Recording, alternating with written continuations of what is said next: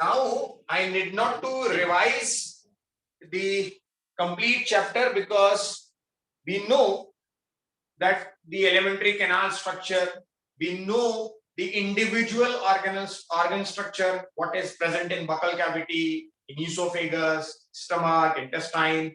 Even we know how the chemical churning, mastication and chewing of the food, how it converts into bolus. Even we know how the bolus converts into chyme, how it converts to chyle, and how it is absorbed. Now we want to know. Perfect. So final today's topic must be absorption of food. Am I right? Yes, Yes, sir. sir. Yes, sir. Yes, sir.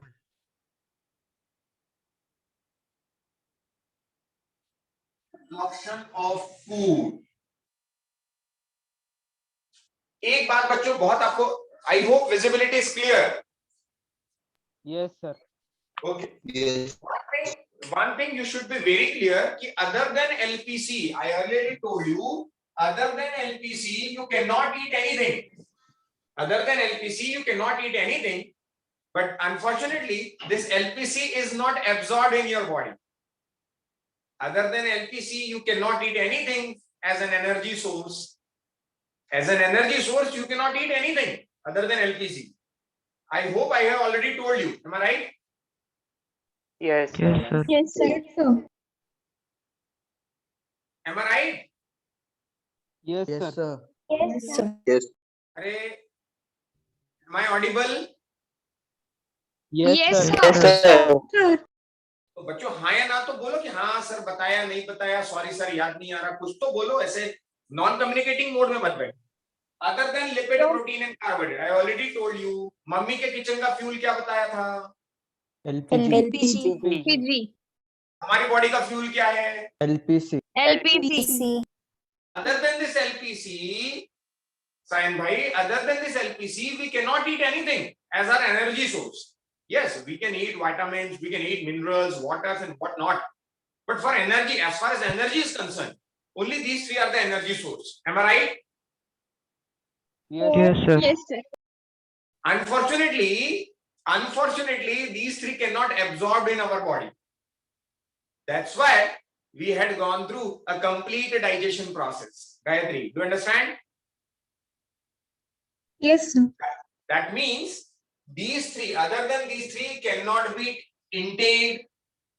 These three cannot be absorbed. That's why we have a digestion process, na? That's why we have a digestion process, so that we convert lipid into what? Fatty acid. Lipid into what? Fatty acid. Protein and glycerol. And glycerol. Protein into what?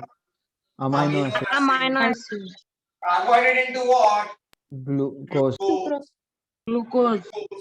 That means these are the three monomeric units. These are the polymers. Glucose. These are the polymers, and these are the what? Monomers. Monomers. Now these three are absorbed. Now these three can be absorbed because in the last lecture, I hope probably we have completed till this part. How small intestine form all these from that one. Perfect. अब इन सबको मुझे आपको ये बताना है how this will be absorbed. How these monomers will be absorbed. Agree? And I know that these all will be absorbed, but can't store. So एक storage form मुझे बनाना पड़ेगा, and that storage form is what? Glycerin. Glycogen. Glycogen. Glycogen is only the storage form in our muscles and our body. In case of plants, it is starch. Agree? Yes, So, sir. इन process पर आने के पहले कि what is glyconeogenesis, what is glycogenolysis, what is gluconeogenesis, what is glycolysis, इन सब पर तो मैं तब आऊंगा जब मैं एक्स्ट्रा फैक्ट्स आपको बता रहा हूँ, because we are Resonite. Reason है, proud reason है. so we must know the extra facts. वो बाद में पढ़ेंगे, that is for our general knowledge and for KVPY exams, है ना? तो अभी तो अपना concern है sir how these monomers will be absorbed. So I am going to prepare a table that summarize everything. Perfect. Yes, sir.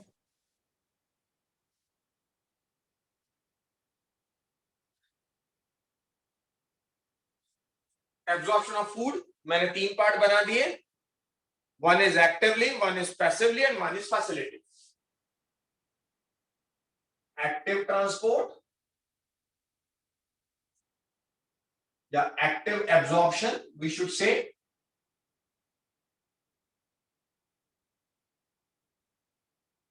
One will be passive transport या passive absorption. मेरे साथ ही लिखते चलेंगे. मृदुला लिख रही हैं आप? Yes, sir. Facilitated diffusion. देखिए बच्चों, पहले इसका बेसिक कंसेप्ट समझते हैं, क्योंकि कॉपी करना, नोट करना तो कोई भी कर लेगा. बीइंग अ रेजोनेट को बार-बार समस्या नहीं जानी चाहिए. What active absorption, what passive absorption, and what is facilitated diffusion. See, let me very clear. This topic or this concept will sufficient for at least 4 to 5 chapters. आज का 10 minute का top concept 4 से 5 chapter में जरूरी है. सो बहुत ध्यान से समझिए. इन तीनों में जब भी एक्टिव वर्ड आएगा तो 101% I am talking about against the concentration gradient, like this, from low concentration to high concentration. आप लो concentration से high concentration में किसी को भेजना चाहते हैं डॉक्टर्स, तो you need energy because you need to push the material. Am I right? Yes, sir. Yes, sir. Yes, sir. And whenever it is passive, it will be in this direction, because from higher concentration to lower concentration, with not energy, without any consumption of energy, it will move from higher concentration to lower concentration. Agreed? Yes, Yes, sir. Perfect. Sir. So यहाँ पर जब भी active की बात होगी तो definitely what I expect, consumption of ATP. Agree? Yes, sir. Yes, sir. And इसके अलावा जो भी आएगा, no energy, no energy required. I hope one concept you got. Perfect. Yes, sir. Yes, sir. Another concept. When it is active or when it is facilitated. When it is active or when it is facilitated. मैं क्या करता हूँ, facilitated को इधर कर देता हूँ. आप क्या रहने दीजिए, चलिए. Passive, otherwise आप गड़बड़ कर देंगे. When it comes to active or when it comes to facilitated. When it is from low concentration to high concentration in case of active, or when it is from higher concentration to lower concentration in case of facilitated or passive. But in these two cases, without this, passive absorption is simply from higher concentration to lower concentration, without any force, without any energy. But when it comes to facilitated, then it does require a facilitator. Then it requires a facilitator. Like you are in a offline mode when the classes will be resumed. Suppose you are in the classroom. 50 girls are in classroom. 10 girls are in corridor. So 50 girls higher concentration. 10 girls lower concentration. So definitely girls will move from that room to corridor. Higher concentration to lower concentration. Agreed? Yes. Yes, sir. Yes, sir. This is what? Passive absorption. Absorption. But दोस्तों, दरवाजे पे पाठक sir रहेंगे ना, class छोड़ी नहीं तो बाहर जाओगे कैसे? तो जब पाठक सर वहां पर खड़े हैं तो क्या होगा? आप बाहर नहीं जा पाओगे. तो you are toward the gradient, आप जाने को जा सकते हैं, बट बीच में मैं खड़ा हूं. सो व्हाट आई डू, मैंने अपना क्लास छोड़ा, क्लास का टाइम हो गया, मैंने आपको रास्ता दिखा दिया, प्लीज. मतलब I am your facilitator. So if the molecule is moving from their higher concentration to lower concentration through a facilitator, then this type of diffusion is known as what? Facilitated diffusion. Agreed? Yes. Yes, sir. That means active हो या facilitate हो, in both the cases one factor is common, that it does require a carrier protein. Same, requires a carrier protein. अब देखो सवाल कैसा बन रहा है नीट का. एक चीज ऐसी है जो इन दोनों में कॉमन है, नो एनर्जी. एक चीज ऐसी है जो इन दोनों में कॉमन, कैरियर प्रोटीन. बस यही तो सवाल बन रहा है. ये एनर्जी को कंज्यूम कर रहा है, ये दोनों नहीं कर रहे, तो ये दोनों की सिमिलरिटी हो गई कि they do not require any ATP consumption. लेकिन एक इसके साथ सिमिलरिटी, इसे भी एक प्रोटीन की जरूरत है, इसे भी एक फैसिलिटेटर की जरूरत है, और इसे भी एक फैसिलिटेटर की जरूरत है. तो एक्टिव में नाम फैसिलिटेशन नहीं लिखा है, लेकिन since it is consuming energy, तो दोस्तों एनर्जी जो होती है, मुझे पानी नीचे से ऊपर के टैंक में पहुंचाना है. गर्मी के दिनों में पानी का प्रेशर नहीं आ रहा है, तो हमने नीचे टैंक बना दिया और एक छोटा सा पंप लगा दिया. लेकिन उसको फैसिलिटेशन की जरूरत होती है. जब तक आप स्विच ऑन नहीं करते, तब तक पानी मशीन से ऊपर नहीं जाए. सो उसे भी एनर्जी लगते समय कहीं ना कहीं एक बीच में कैरियर प्रोटीन की आवश्यकता है. So these two are requiring carrier protein and these two do not require any energy. ये कंसेप्ट पकड़ में आया? Yes, sir. Yes, sir. Yes, sir. So why I am telling this to you? मैं क्यों आपको बता रहा हूं? मैं इसीलिए बता रहा हूं दोस्तों, क्योंकि यदि मैं थोड़ी सी बात ऐसी करूं कि ये स्मॉल इंटेस्टाइन वाला पार्ट है,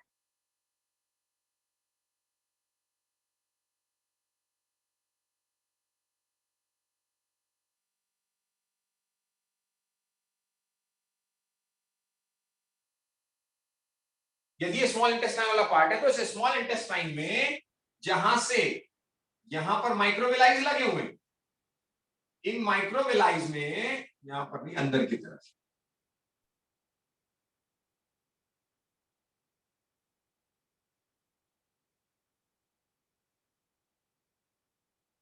ये इस तरह से जो माइक्रोविलाइज लगे हुए हैं, इन माइक्रोविलाइज से क्या होना है?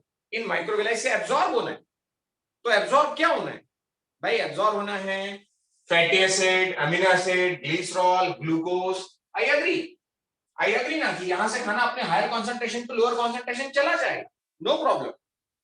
बट यदि इसके थ्रू जाएगा तो प्रोटीन लगेगा, इसके थ्रू जाएगा तो प्रोटीन भी लगेगा, और Energy. एनर्जी भी लगेगी. और इसके थ्रू जाता है तो ना प्रोटीन लगने वाला है और ना एनर्जी लगने वाली है. Agree? Yes, sir. Yes. Perfect. तो मतलब मुझे अब आपको ये बताने में कोई दिक्कत नहीं है कि मैं आपको डायरेक्ट ये बताऊं कि कुछ एग्जांपल्स कुछ ऐसे हैं जो एक्टिव में दो टाइप के एक्टिव होते हैं, या तो प्राइमरी एक्टिव या तो secondary active. That means if directly consumption of energy, direct utilization of energy,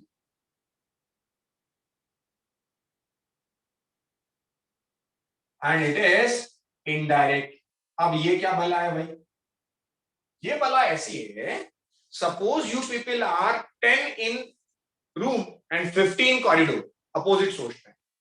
10 girls are in room and 50 girls are in corridor.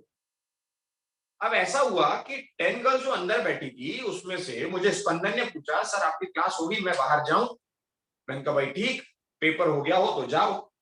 अब जैसे ही स्पंदन उठने लगी, स्पंदन के साथ साथ गायत्री भी चली आई, क्योंकि उसने भी पेपर दिया कि सर ने परमिशन दे दी है, तो चलो मैं भी पेपर देती हूँ, मैं निकल जाता.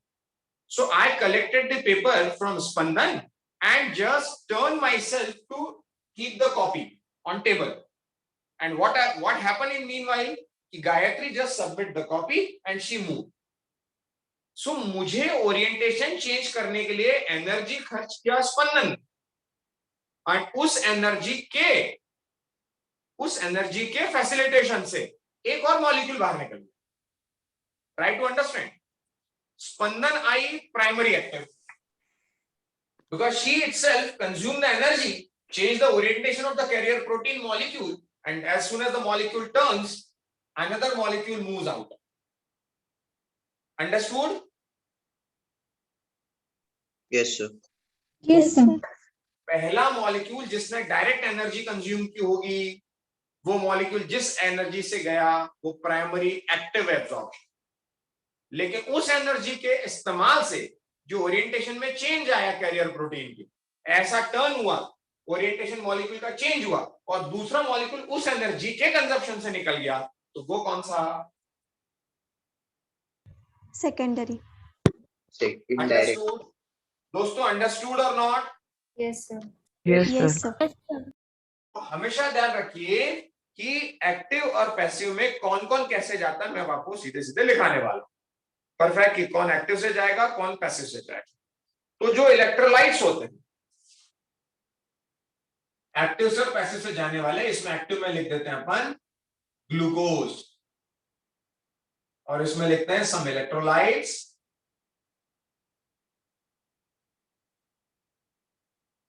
And amino acids. Some electrolytes and amino acids, double A करके लिखा मतलब अमीनो एसिड्स, और इलेक्ट्रोलाइट मतलब कौन? Na+. ये एक्टिवली जाता है.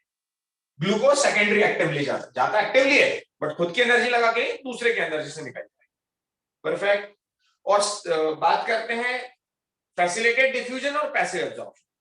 तो सिंपल डिफ्यूजन जैसे कि पैसिव एब्जॉर्प्शन कह रहे हैं, उसमें कुछ अमाउंट ऑफ अमीनो एसिड्स है, इलेक्ट्रोलाइट्स हैं.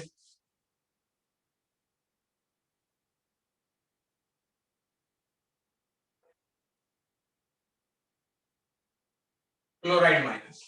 और फैसिलिटेटेड डिफ्यूजन की बात करते हैं तो फ्रुक्टोज है, अमीनो एसिड है. अमीनो एसिड तो इसमें भी है. अमीनो एसिड एक ऐसा मॉलिक्यूल है जो तीनों तरीके से जाता है. परफेक्ट. परफेक्ट. Yes. परफेक्ट. सो यहां पर आपसे जो सवाल पूछा जाने वाला है, which of the following moves by active absorption और बाय पैसिव एब्जॉर्प्शन और बाय फैसिलिटेटेड डिफ्यूजन, ये आपसे पूछा जाएगा. परफेक्ट.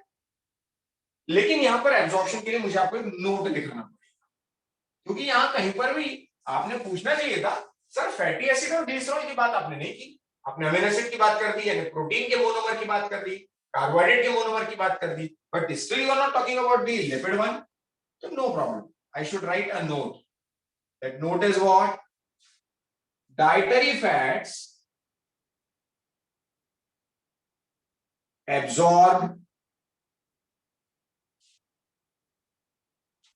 via, ऐसा लिखते हैं, dietary fats not directly absorbed into blood, but first they absorb. कोई बताएगा क्या? Lacteals. Lacteals. Perfect. In the form of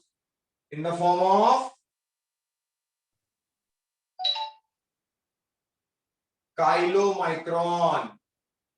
Kyle था ना इंटेस्टाइन में वाला फूड, क्या था? काइल. और माइक्रोन छोटा पार्टिकल, काइलोमाइक्रोन. तो वो लैक्टियल्स में जाएगा. लेकिन कौन सा फैट? Dietary fat. ऐसा नहीं है कि जो बर्निंग, यहां पर जो ज्यादा चर्बी जम जाती है, डॉक्टर एक्सरसाइज करने के लिए कहते हैं, उस एक्सरसाइज से जो फैट बर्न हो रहा है वो तो डायरेक्ट ब्लड में जा रहा है, कंज्यूम हो रहा है, इसलिए तो फिर फैट्स कम होते हैं. लेकिन ये डाइटरी फैट, ये लैक्टियल्स में जाता है. और लैक्टियल्स कौन है? Lymph vessels. लैक्टियल्स कौन है?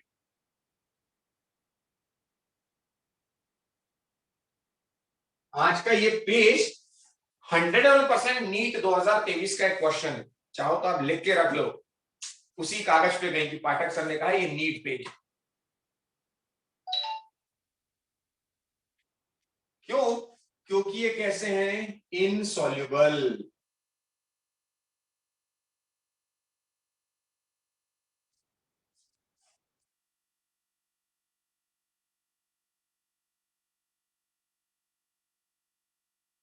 Noted?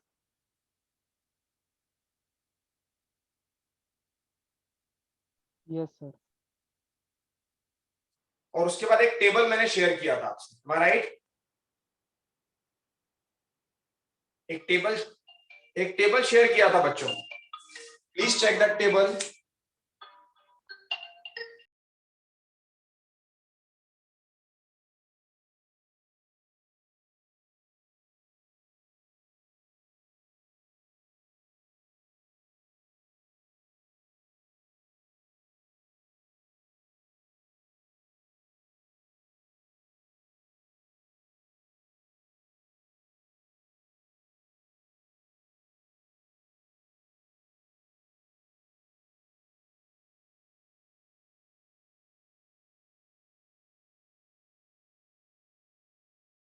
I have shared a table, yes or no?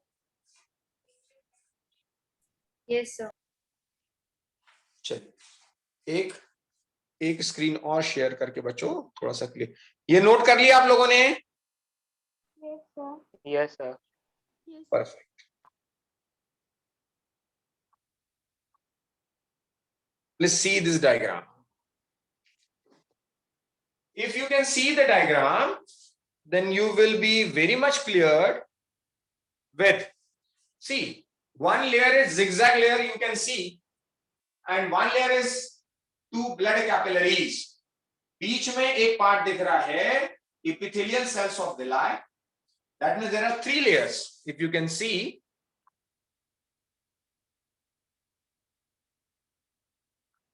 one is lumen, one is microvilli, one is epithelium of villi. That means यहां पर जो फूड आया था, डाइजेस्ट हुआ, वो फूड अब माइक्रोविलाई से एब्जॉर्ब होकर ब्लड में जाना है। You understood? Yes, sir. Since that part is lumen part ना बच्चों, ये जो पार्ट है ये कौन सा पार्ट है? ल्यूमेन पार्ट, जहां पर फूड आपका आया था। Am I right? Yes, sir. Am I right?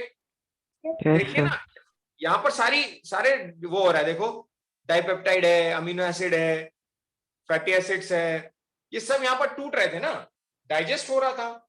Digest होने के बाद इनको एक पहली लेयर क्रॉस करनी है, small intestine. Agree? Small intestine की लेयर को जैसे ये लिखा हुआ देखिए, सिंपल डिफ्यूजन यहां पर, फिर एपिथेलियल सेल, और फिर वो आ गया ब्लड स्ट्रीम। आ रहा है क्या समझ में कुछ? Yes, sir.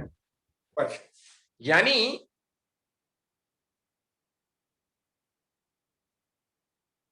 ओके, यहां से देखते हैं इसको शॉर्ट कैसे होगा ये।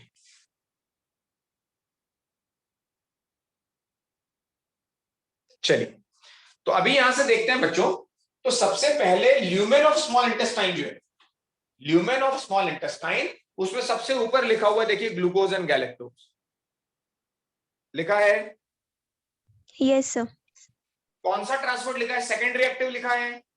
Yes, sir. परफेक्ट। फ्रुक्टोज कैसा लिखा है? फैसिलिटेटेड। अमीनो एसिड कैसा लिखा है? Active Active transport or Active secondary or active secondary transport active. with Na plus. और सोडियम भी लिखा हुआ है। मैंने कहा था ना, अमीनो एसिड तो तीनों से जाता है। प्रोटीन जो लिखा है वो सेकेंडरी एक्टिव से लिखा हुआ है। फैटी एसिड जो है वो पहले डिफ्यूज, सिंपल डिफ्यूजन से शॉर्ट चेन फैटी एसिड तो हो गए, लेकिन जो लॉन्ग चेन फैटी एसिड्स थे, शॉर्ट चेन का तो ठीक है, लेकिन जो लॉन्ग चेन फैटी एसिड्स थे, उसको यदि आप देख पा रहे हो तो समझ में आएगा, it will convert into micelles. You saw the micelles? Yes or no?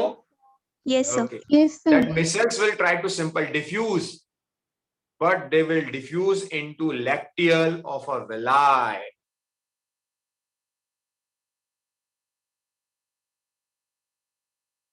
This is micelle. This is chylomicron. This is lacteals. Understood? ये brush border जो cells थी इन्होंने क्या किया था बच्चों? Do you know? Anyone can tell me why these brush border cells are there? Sir, they increase the surface area. Perfect. इसलिए तो zigzag है. Just to increase the surface area, brush border cells are there. They will absorb this, and lacteals will absorb first in the form of chylomicron, and then lacteal will divert into blood. Agreed? Excuse me, sir. हाँ बोलिए.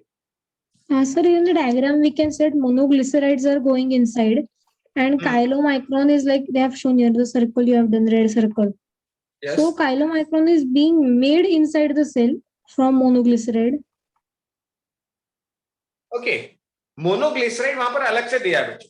Monoglycerides कैसा है, कई बार जब simple, वहां देखिए simple diffusion लिखा हुआ है. If the monoglycerides are there along with long chain fatty acids, so along with monoglyceride, these fatty acids form a micelles. Therefore, monoglyceride is given. Monoglyceride need not to convert into any type of chylomicron. Gayatri. Okay. Okay, sir. Thank you, sir. So I should share this image to you people.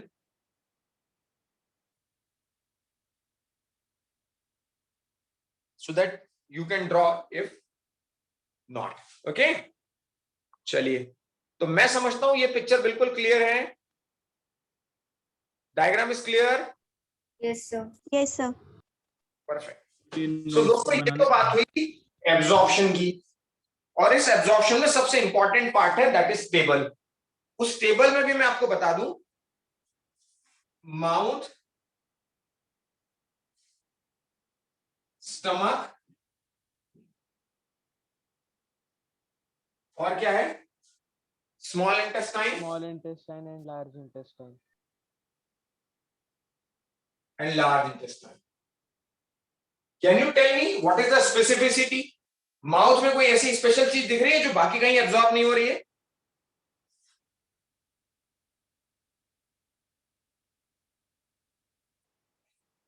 Have you saw the drugs? Agree? Agree? Yes, sir. Yes, sir.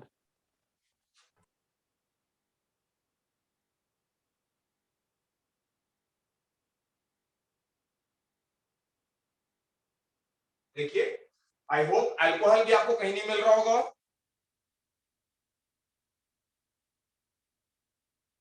Perfect.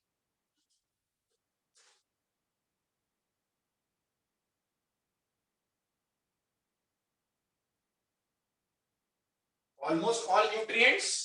Agree? Yes, sir. और drugs last में भी था दोस्तों, आपने बताया नहीं मुझे. Absorption of water, minerals and some drugs. Is it given? Yes, sir. Yes, sir. Yes, sir. Excuse me, sir. Yes, बोलिए. Sir, because different chemicals will be absorbed at different areas of the digestive tract. Yes. Does it mean that the drugs which are absorbed like in the mouth, their effect will be faster than those are in the large intestine? Because Yes, it will sir. take time. Perfect, perfect. Drugs are designed and formulated in such a way, Gayatri. Nicely thought. Drugs are formulated in such a way, if it is needed to be radially dissolved, then it should be only not chewable. Not chewable. उसको चबाकर अंदर डालने की जरूरत ही नहीं. उसको सिर्फ आपको चूसते रहना है. But the drug that is directly आप सीधे engulf कर लेते हैं, अंदर पहुंच जाता है, it will take some time. Got my point? Yes, sir. Thank you, sir. And the drugs that are absorbed in the stomach, that should not be harmful for the mucosal epithelia. Otherwise, drugs are not allowed to formulate it. Perfect? Yes, sir.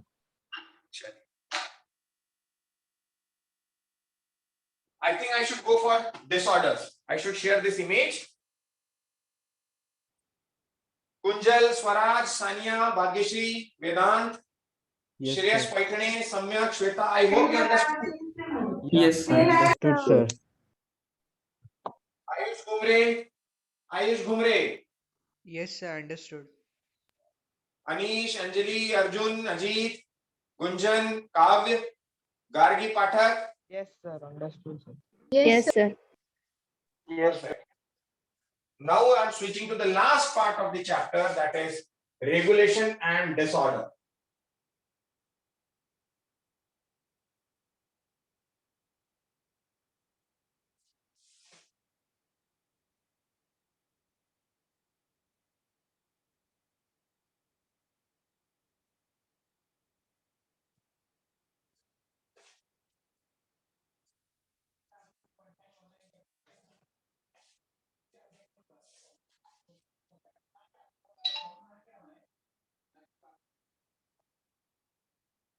Chali.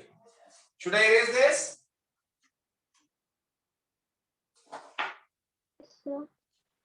हाँ बोलिए, erase कर दूं इसे? Yes, sir. Okay. Now the regulation and disorder of digestive juice.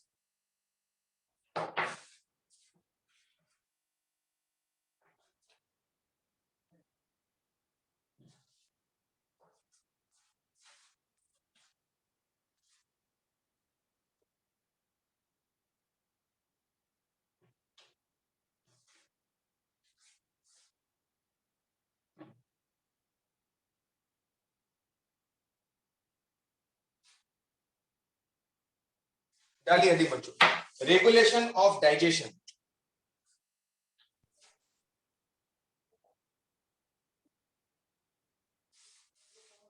Regulation of digestion.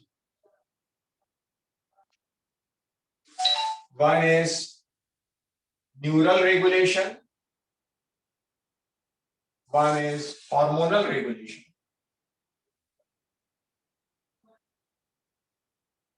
One is neural regulation. One is hormonal regulation. First one is neural regulation.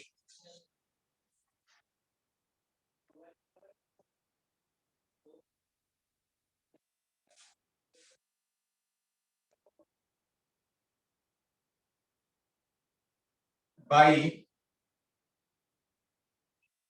an intrinsic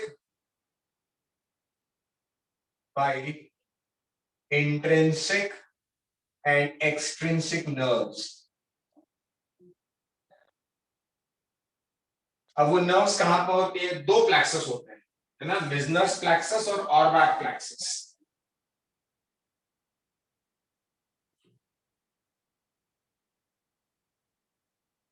ये बताए थे plexus की नहीं बताए थे बच्चों मैंने? No, sir. No, sir. No, sir. अरे भाई मैंने आपको टीएस बताया था ना, वो एक सर्कल, उसमें बताया होगा बच्चों.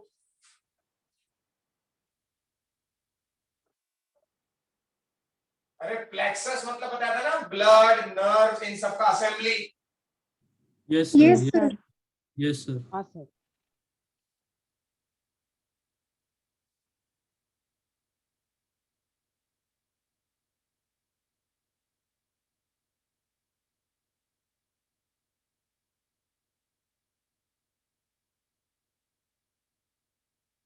Lie in some mucosa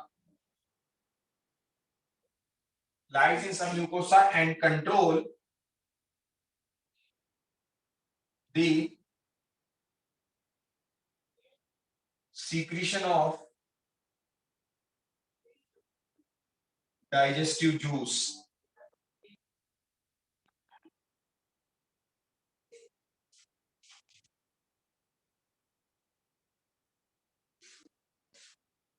Orbic plexus lies in muscularis layer. Lies in muscularis layer.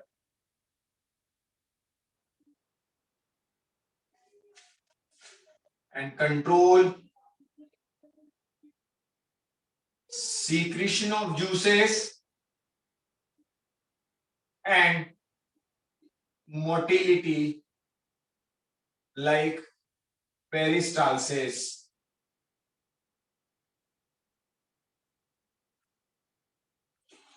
Visibility is clear? Yes, sir. Yes, sir.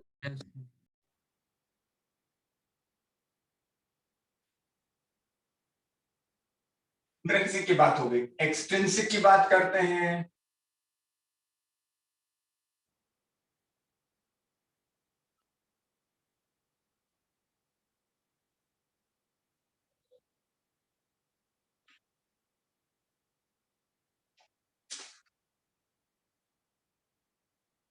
Sympathetic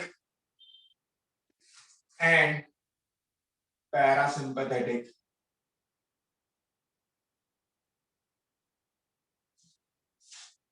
nerves होती सिंपैथेटिक और पैरासिम्पैथेटिक। हार्मोनल रेगुलेशन थोड़ा सा और दूर लिख देता हूं मैं।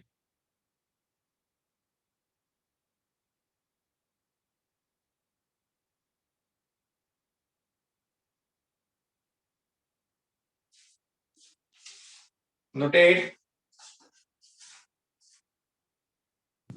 Yes, sir.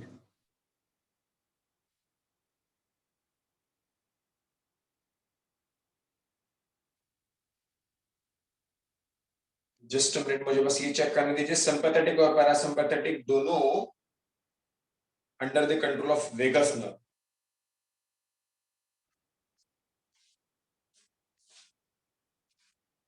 Under the control of vagus nerve. और वेगस नर्व होती है 10th नंबर की क्रेनियल नर्व। ये मैं नर्वस सिस्टम जब पढ़ाऊंगा तब आपको पढ़ाऊंगा। अभी सिर्फ इतना ध्यान रखिए कि 10th नंबर की क्रेनियल नर्व। सिंपैथेटिक जो है, sympathetic or parasympathetic, one will stimulate and one will be suppress.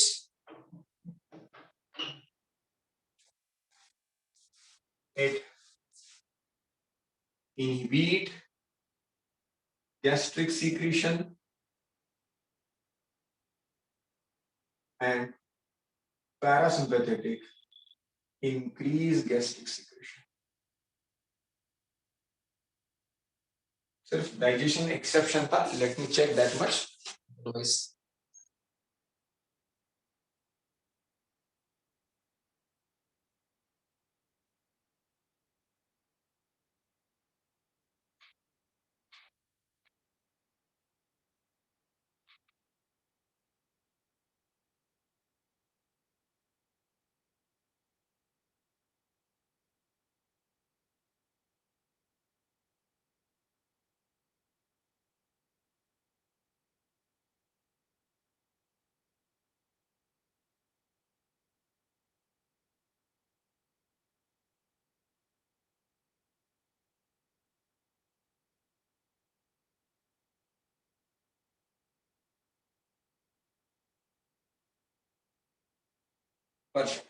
ठीक, okay. Hormonal control,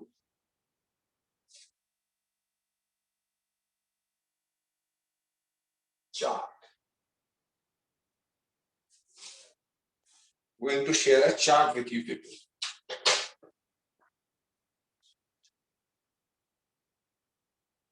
Noted? It is not given in your NCERT, so sharing it with from reference books or your so-called modules.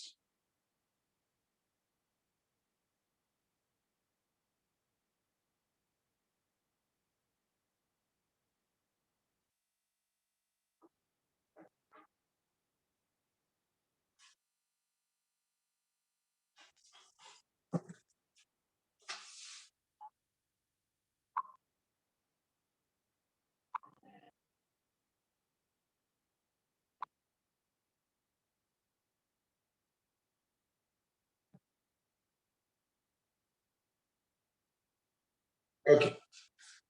This chart I'm also sharing with you. I hope it is available to you still.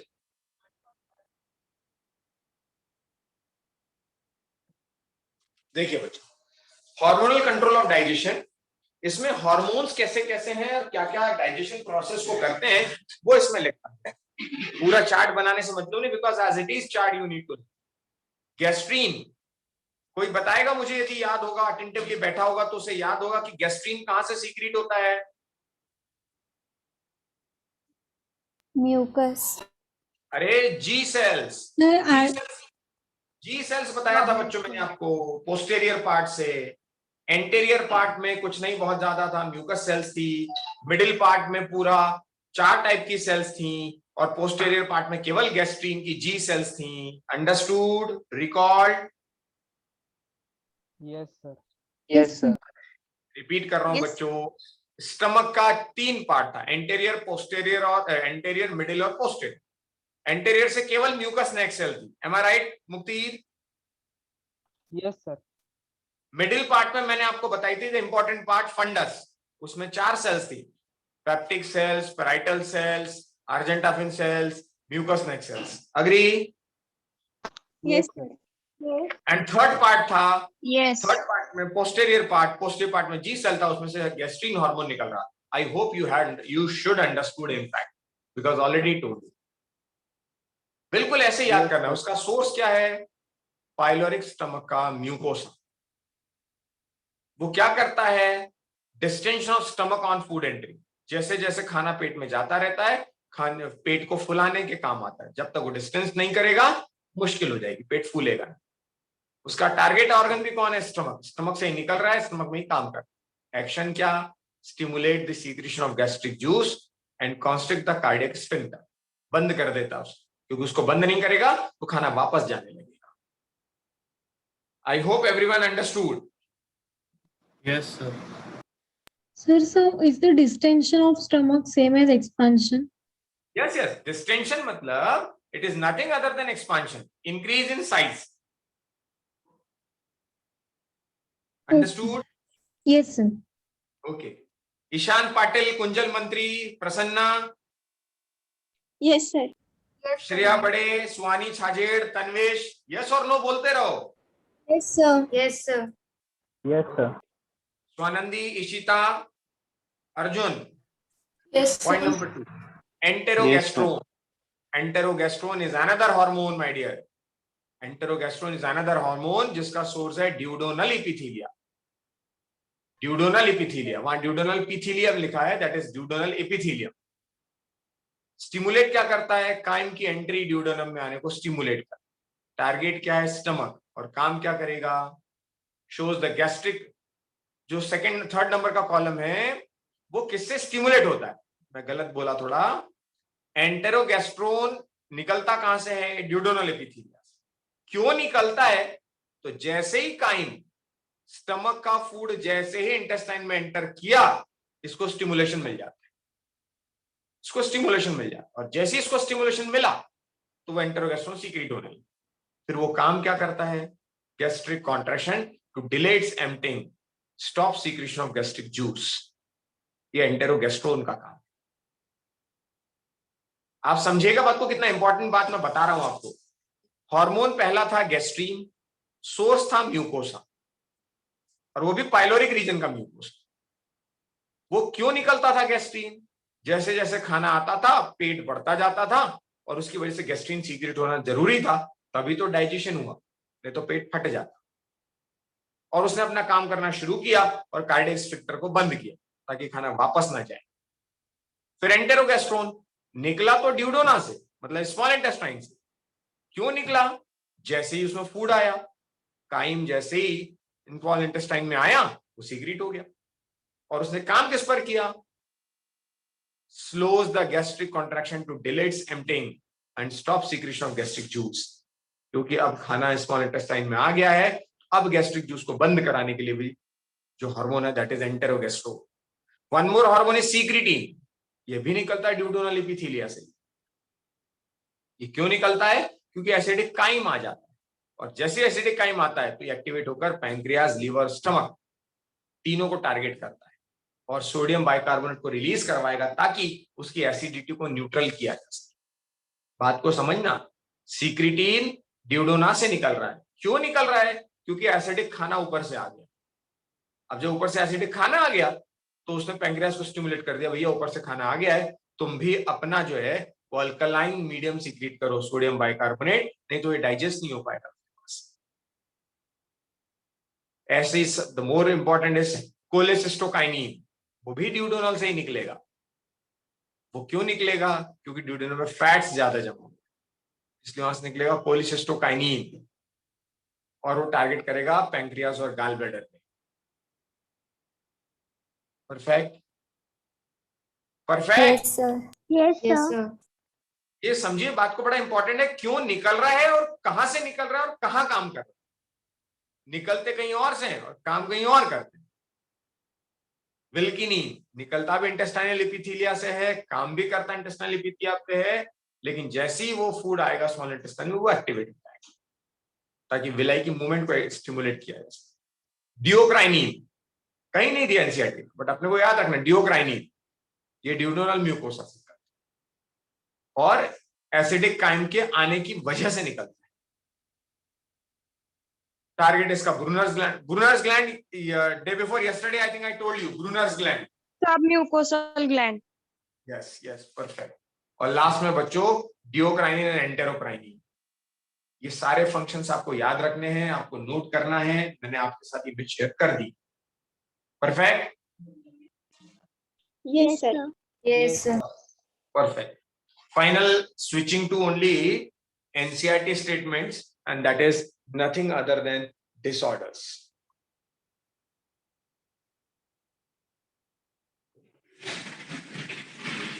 The last part of that is disorder. ये तो आपको chart बनाने हैं and you have to prepare. Need to prepare.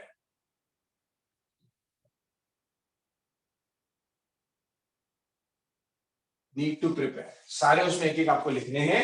जहां तक disorders की बात है, which is the last part.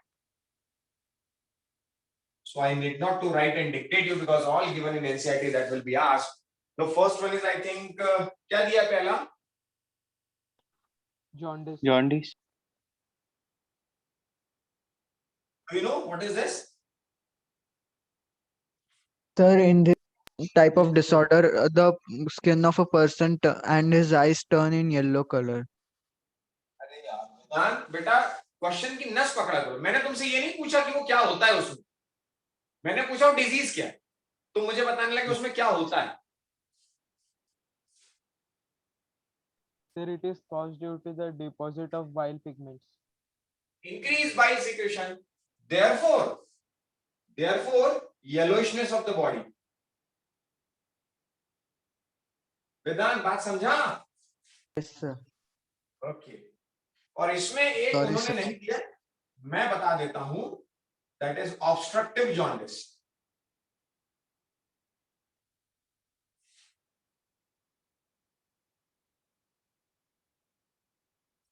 Obstructive jaundice में क्या हो जाता है बच्चों, जो बाइल डक्ट है वो ब्लॉक हो जाता है।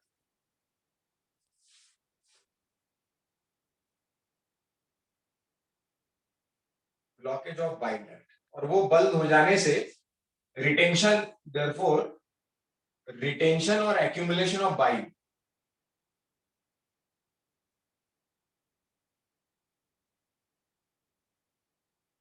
वो भी तकलीफ, ब्लड में लेवल बढ़ जाएगा तो वो भी तकलीफ दे सकता है ना।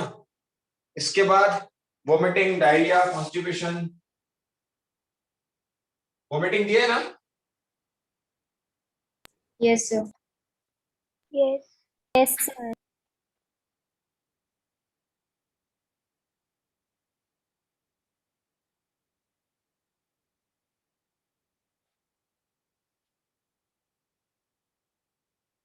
है stomach to mouth to outside. Usually तरीका ये होता है कि जो स्टमक में गया वापस नहीं आना चाहिए ना, जो स्टमक में गया वो डाइजेस्ट होकर स्मॉल इंटेस्टाइन फिर रेक्टम और एनएस के तो बाहर निकलना चाहिए, वो इधर से निकल रहा है, तो उसको अपन क्या कहेंगे? Vomiting, diarrhoea.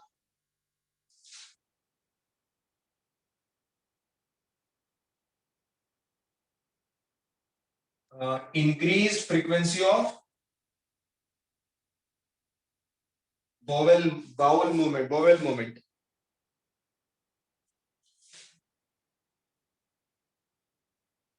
मूवमेंट मतलब पेरिस्टालसिस फास्ट हो जाए। जब लूज मोशन लग जाए तो क्या हो जाता है, पेरिस्टालसिस फास्ट हो गया और फटाफट ऐसा बार बार डिहाइड्रेट हो जाती बॉडी, पानी बार बार लूज मोशन के लिए जाना पड़ता है। That is because of indigestion. इसकी वजह से फूड एब्जॉर्प्शन रिड्यूसेस,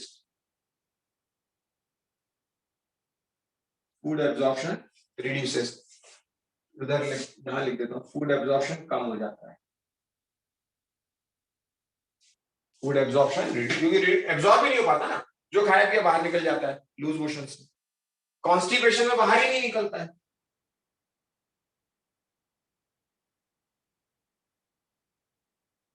कॉन्स्टिपेशन में बड़ी स्लो बोवेल मूवमेंट हो जाती है ना, फीसेस रिटेन रह जाता है कोलोन में।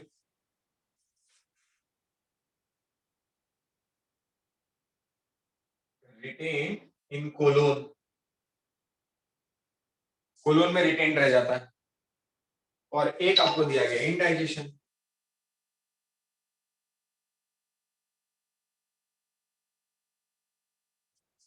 इंडाइजेशन तो कुछ भी है, इम्प्रॉपर डाइजेशन हो जाए, फूड प्रॉपर्ली डाइजेस्ट नहीं हुआ है तो फुलनेस की फीलिंग देता है इंडाइजेशन, है ना।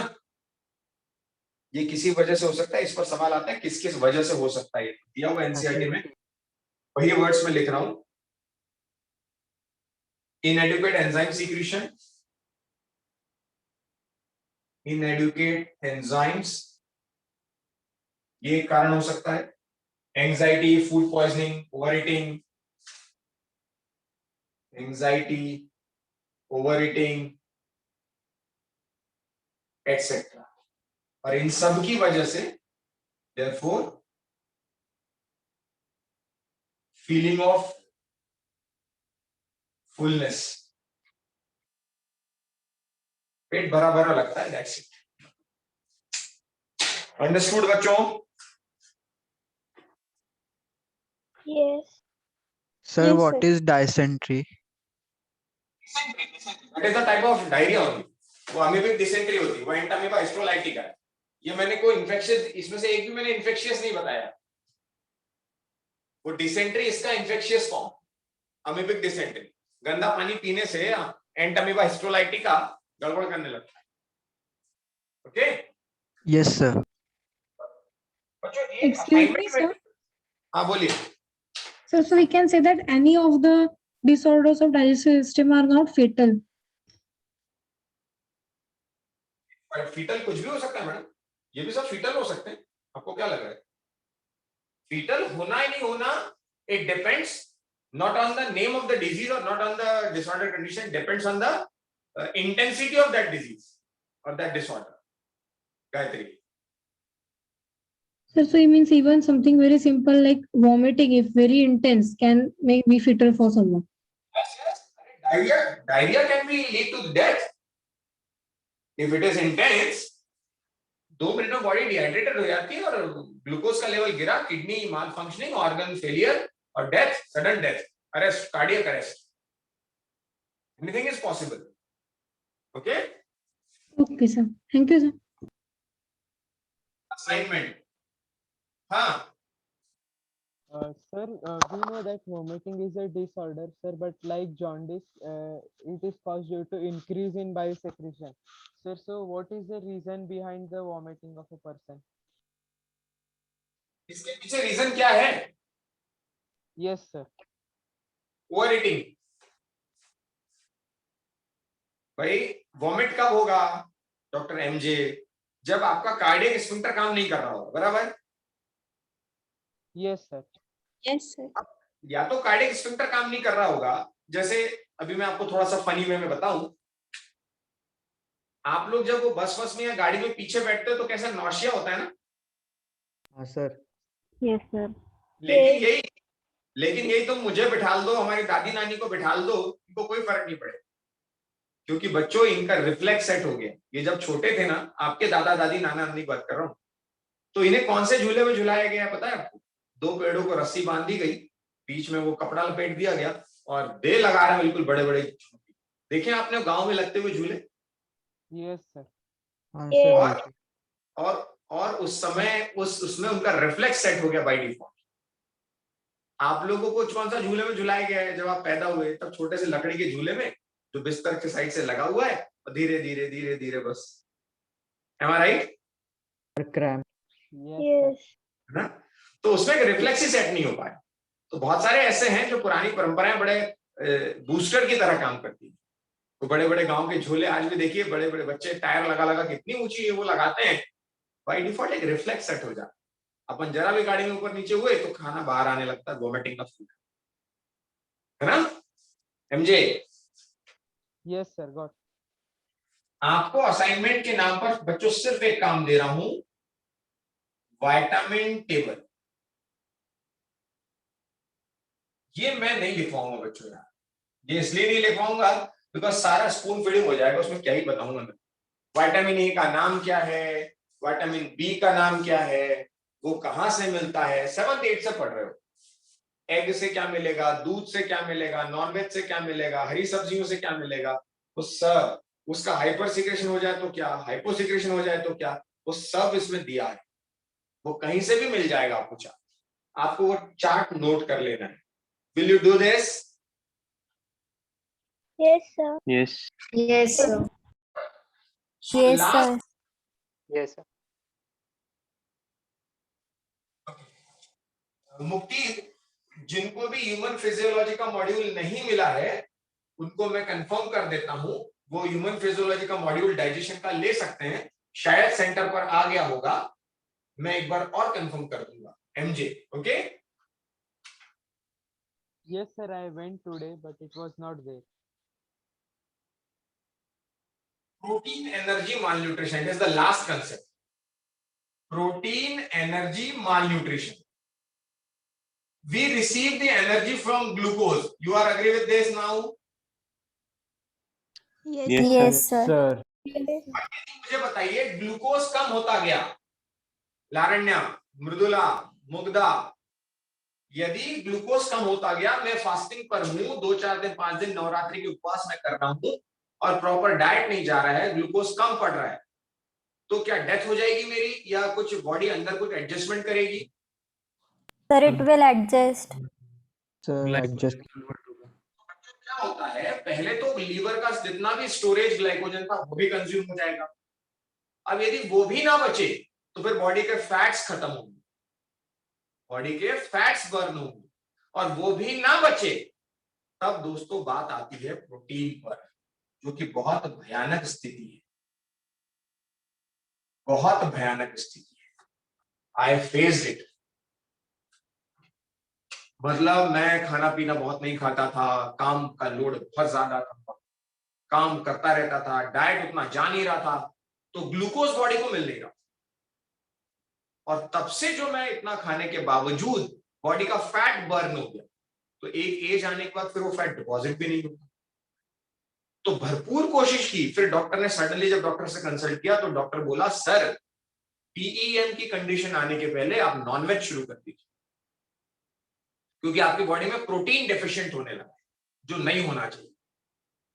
ग्लूकोज ठीक है, ग्लूकोज स्टोरेज होता है, आप कंज्यूम करते हैं, फिर 1-2 बार आपने कुछ मीठा खा गया, आइसक्रीम खा ली, चॉकलेट खा ली, और लेवल मेंटेन, लेकिन आपकी बॉडी का फैट भी बर्न हो गया, आपने इतना कम डाइट लेते हैं कि आपकी बॉडी का फैट भी बर्न, और अब बात प्रोटीन पर आ चुकी है, एनर्जी की रिक्वायरमेंट प्रोटीन तक पहुंच गई है, और अब आपकी बॉडी के प्रोटीन कंज्यूम हो रहे हैं, मसल कंज्यूम हो रही है, बोन कंज्यूम हो रही है।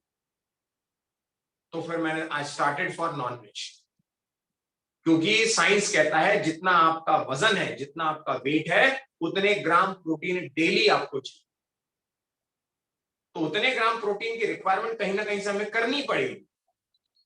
इसलिए जो नॉनवेज लेते हैं उन्होंने नॉनवेज लेना चाहिए हफ्ते में 1-2 बार, जो नहीं लेते हैं उन्होंने दही, दूध, पनीर, जिसमें प्रोटीन उन्हें मिलता है, पल्सेस। अदरवाइज यही यदि छोटे बच्चों को हो जाए तो बच्चों 2 टाइप के डिजीज हैं, one is you heard about kwashiorkor, you heard about, and second is marasmus. Yes, sir.